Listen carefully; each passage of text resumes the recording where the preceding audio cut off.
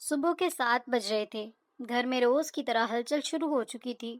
کسی کو دفتر جانا تھا، کسی کو کالج، کسی کو اسکول۔ ہر کوئی اپنی جلدی میں تھا، مگر آج کچھ مختلف تھا، بہت مختلف۔ کچن خاموش تھا، چولہا ٹھنڈا پڑا تھا، اور پورے گھر میں حریم کہیں نظر نہیں آ رہی تھی۔ پہلے تو کسی نے زیادہ توجہ نہیں دی۔ شوہر نے سوچا شاید وہ اپنے کمرے میں ہوں گی، بیٹی نے سمجھا شاید چھت پر گئی ہوں گی، بیٹے نے خیال کیا شاید پڑوس میں چلی گئی ہوں گی۔ لیکن آدھا گھنٹہ گزر گیا، پھر 1 گھنٹہ، پھر 2 گھنٹے، اور حریم کہیں نہیں ملی۔ اس کے کمرے کا دروازہ کھولا گیا۔ کمرہ صاف تھا، بستر بھی ترتیب سے لگا ہوا تھا، مگر تکیے کے پاس ایک چھوٹا سا کاغذ رکھا تھا جس پر لکھا تھا، میں ٹھیک ہوں، فکر مت کرنا، مجھے تھوڑا سا وقت چاہیے۔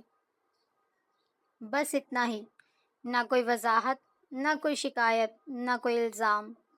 گھر میں پہلی بار خاموشی پھیل گئی، کیونکہ حریم نے کبھی ایسا نہیں کیا تھا۔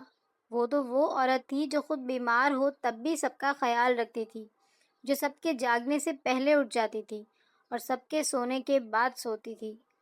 دوپہر تک پورا گھر پریشان ہو چکا تھا، مگر اسی پریشانی کے دوران ایک عجیب چیز سامنے آنے لگی۔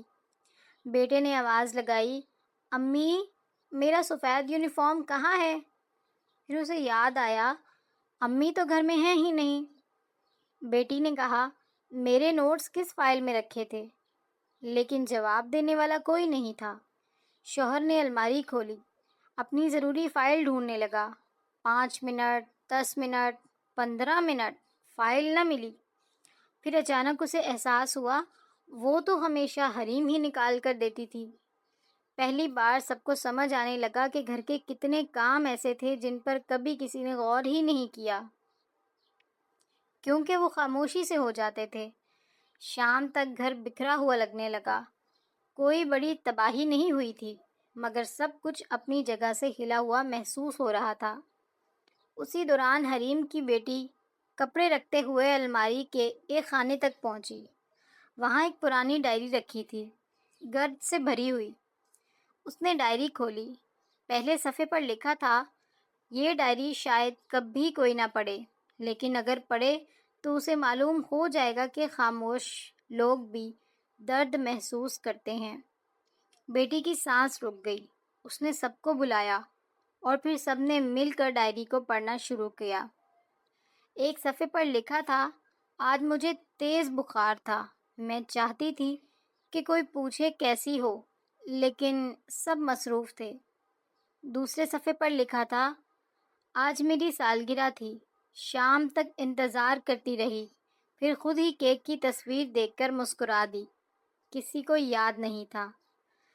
تیسرے صفحے پر، آج بہت دل چاہا کہ کسی سے بات کروں، لیکن سب اپنے اپنے مسئلوں میں الجھے تھے۔ میں نے سوچا شاید میرا مسئلہ اتنا ضروری نہیں۔ جوں صفحے پلٹتے گئے، کمرے کی خاموشی بڑھتی گئی۔ کسی نے کبھی حریم کو روتے نہیں دیکھا تھا، کسی نے کبھی اسے شکایت کرتے نہیں سنا تھا، اس لیے سب کو لگتا تھا کہ وہ ہمیشہ خوش رہتی ہے، مگر ڈائری کچھ اور ہی کہہ رہی تھی۔ پھر ایک صفحہ آیا جس پر لکھا تھا، عجیب بات ہے، میں سب کو یاد رہتی ہوں جب کوئی کام ہو، لیکن کبھی کبھی مجھے لگتا ہے کہ میں خود کسی کو یاد نہیں رہتی۔ یہ پڑھ کر بیٹی کی آنکھوں سے آنسو نکل آئے۔ شوہر نے پہلی بار نظریں جھکا لیں، کیونکہ اسے احساس ہو رہا تھا کہ وہ برا انسان نہیں تھا، مگر شاید لاپرواہ ضرور ہو گیا تھا۔ رات ہو گئی، مگر حریم واپس نہیں آئی۔ گھر میں سے کسی نے ٹی وی نہیں چلایا، کسی نے ہنسی مذاق نہیں کیا، ہر کوئی خاموش تھا، کیونکہ پہلی بار سب کو حریم کی کمی محسوس ہو رہی تھی، صرف ایک فرد کی نہیں، ایک احساس کی۔ اگلی صبح دروازے کی گھنٹی بجی، سب تقریباً دوڑتے ہوئے باہر آئے۔ دروازہ کھلا اور سامنے حریم کھڑی تھی۔ اس کے ہاتھ میں ایک چھوٹا سا بیگ تھا، چہرے پر تھکن تھی، مگر آنکھوں میں سکون تھا۔ حریم کہیں دور نہیں گئی تھی، وہ صرف اپنی بچپن کی دوست کے گھر گئی تھی، 1 دن کے لیے، صرف 1 دن۔ لیکن اس ایک دن نے پورے گھر کو بدل دیا تھا۔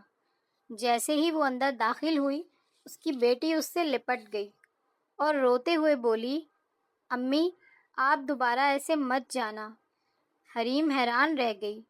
پھر اس کے بیٹے نے کہا، امی، ہمیں لگا تھا سب کچھ معمول کے مطابق چلتا رہے گا، لیکن آپ کے بغیر تو کچھ بھی معمول کے مطابق نہیں تھا۔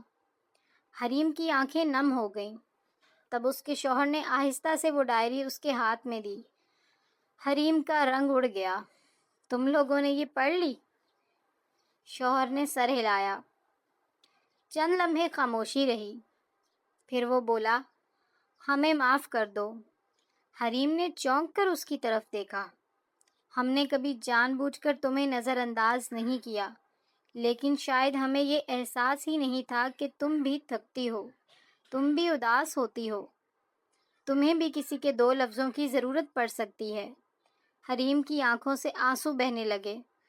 اس نے زندگی میں پہلی بار محسوس کیا کہ کبھی کبھی لوگ محبت کم نہیں کرتے، صرف اظہار کرنا بھول جاتے ہیں۔ اس دن کے بعد گھر میں کوئی جادو نہیں ہوا۔ سب لوگ ایک دم فرشتے نہیں بن گئے، لیکن چھوٹی چھوٹی چیزیں بدل گئیں۔ اب کبھی بیٹی چائے بنا دیتی، کبھی بیٹا برتن اٹھا لیتا، کبھی شوہر خود پوچھ لیتا، حریم، آج تھکی ہوئی لگ رہی ہو؟ اور حریم اب پہلے سے زیادہ مسکراتی تھی، کیونکہ اسے احساس ہو گیا تھا کہ بعض اوقات انسان کو بڑی بڑی چیزوں کی ضرورت نہیں ہوتی، صرف اتنا کافی ہوتا ہے کہ کوئی اس کی موجودگی کو محسوس کرے۔ اور شاید آج بھی کسی گھر کے کسی کمرے میں کوئی حریم خاموش بیٹھی ہو، کسی کے ایک سوال کا انتظار کرتی ہو، تم ٹھیک ہو نا؟ اور شاید یہ سوال کسی کی پوری دنیا بدل سکتا ہے۔